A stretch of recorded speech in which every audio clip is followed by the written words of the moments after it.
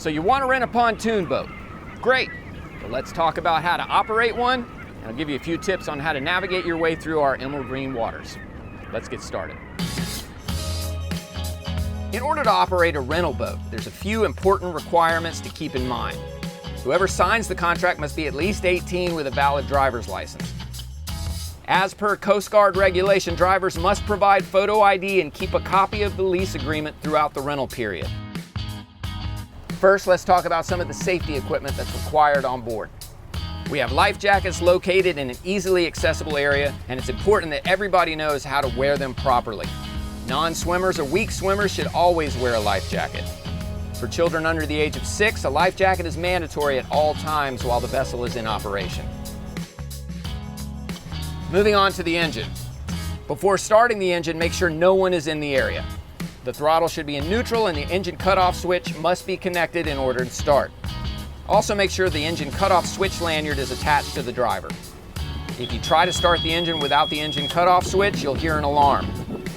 Pretty simple, just plug the switch back in and try to start it. To turn the engine off, simply turn the key or pull the engine kill switch. The fire extinguisher is located in a clearly marked area, and it's important for you to know how to use it properly. Swim ladder is available for easy boarding and reboarding. We have a bimini top for shade and protection from the sun. The boat also has storage space under the seats. Majority of companies provide a first aid kit for emergencies and navigation lights. The lights must be used from sunset to sunrise and during times of low visibility like fog, haze, or rain. To ensure safe navigation on the water, it's important to understand how to interpret red, green, and white lights on a pontoon boat. So let's show you how to use the tilt trim switch. When you're in shallow water, you'll want to tilt your engine up. If you bring your engine too high, you have no control. Once you're in deeper water, tilt your engine back down for easier control. The number of vessel passengers should not exceed the limit set by the Coast Guard, which is typically 12 for rental boats, or the passenger weight capacity of the vessel, whichever comes first. Take note of the RPM gauge, fuel gauge, and tilt trim gauge on the dashboard. If there's a stereo on board, the ACC switch is used for stereo power. If you're driving, make sure to turn the music down so you can listen to your surroundings for any impending dangers. Be sure to use the sound-making device and/or the vessel horn to signal other boaters if necessary. It's recommended to have another passenger be your second set of eyes while you're operating the vessel. Operate at a safe speed to allow ample time to stop and practice defensive driving. Make sure to follow the rules of the road. And if unsure, stay to the right when confronting another vessel in a head-on situation. When it's time to take action early and make it obvious so that other boaters are certain of what you're doing well ahead of time. Remember, there's no brakes on a pontoon boat, so stopping quickly may be difficult or even impossible if you're going too fast. If any of these alarms go off, call the company you're renting from for assistance.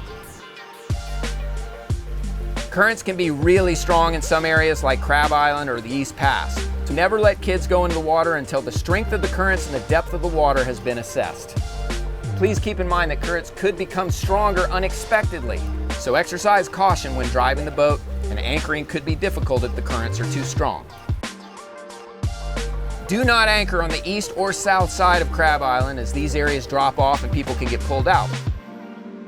Cruise around the perimeter and watch what's going on before you pick a spot to anchor up. Approach your anchoring spot moving against the current or walking your boat in if the current isn't strong. Keep power to your engine until you're anchored. How to set your anchor. Let's discuss this. You should carefully drop your anchor straight down and feed the line until you see or feel the anchor start biting on the seabed as the boat drifts back with the current. Gradually continue to pay out more scope until you feel the anchor bite and hold. Once you're happy that the anchor's set, tie the anchor line off on a cleat and you're ready to enjoy the water. Don't exit the boat until you're set and the engine's off. We recommend that someone that knows how to operate the boat remains on board or close by, even when anchored. Be prepared for your vessel to turn with the tides. If you're too close to other vessels, you may have to re-anchor or assist other boaters to readjust. We ask that at least one responsible adult is assigned to keep an eye on each child on board in the water at all times. Additionally, we recommend assigning at least one responsible adult to be on the lookout whenever passengers or parts of the boat obstruct the operator's view. If your vessel's equipped with a slide, always evaluate the depth before using it and never slide down head first. Diving or jumping off boats in shallow waters, especially Crab Island, is strictly prohibited.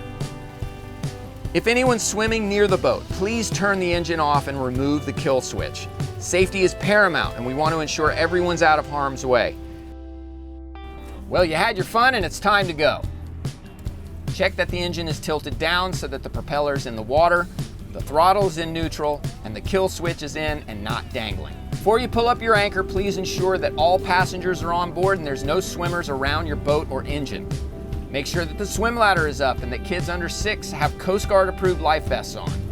If you're ready to leave, be ready for currents to push your vessel. If tides are strong, make sure you're facing the currents before pulling up the anchor. After starting the engine, position your boat to where you're right over the anchor while pulling the slack of the rope. In the time it takes you to pull your anchor on board and get back to the captain's seat, your boat can drift several yards. So it's best to have an extra helper assist with the anchor if you can.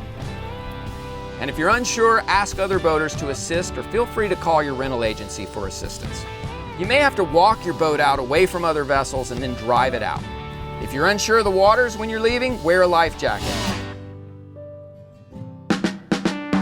This is Florida, so pay attention to the weather. All kinds of things can happen. Be knowledgeable of what to do in these scenarios.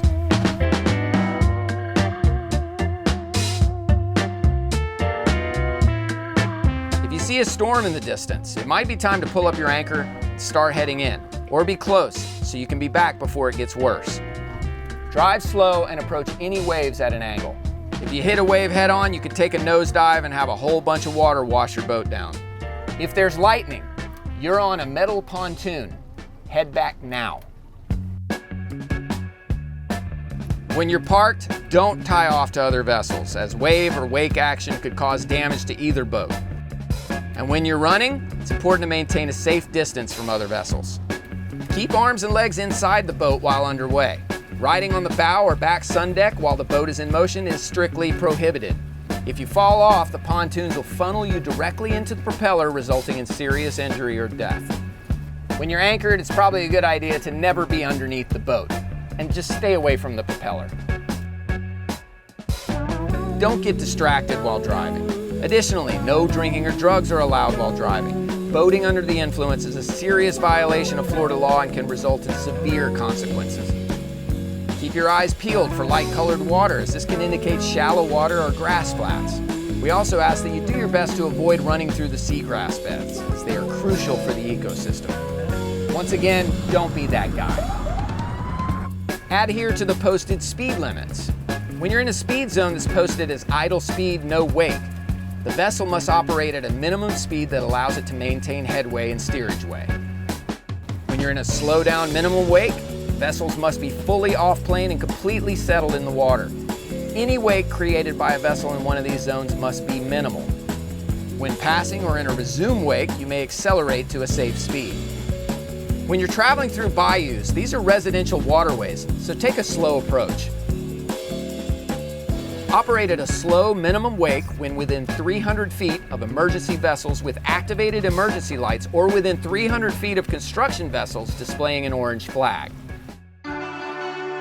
When approaching a dock or the rental facility, this should be done with as little speed as possible. Make sure to factor in the wind and the currents when approaching the dock. If you're pulled over by law enforcement, be sure to cooperate and do what they say.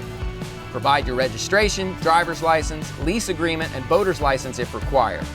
Failure to operate your vessel in a reasonable and prudent manner with regard to other vessel traffic and posted restrictions is considered careless operation and can result in consequences. If there's an accident or an injury, call 911 and apply first aid until help arrives. Please show respect for swimmers and divers by keeping a minimum wake and maintaining a distance of at least 300 feet from a diver down flag. Keep your distance away from all wildlife and remember not to feed them, unless you're fishing, of course. And while we're talking about fishing, if you're going to do it, it's important to understand the rules. You got to have a fishing license and follow fishing regulations. Okay, so quick review of the most important stuff to do. We can't wait for you to visit the Emerald Coast and explore our little slice of paradise. We want you to have a great time with family and friends, and your safety is very important to us. So be courteous, cautious, use your best judgment, and you're going to have an amazing time. Happy boating!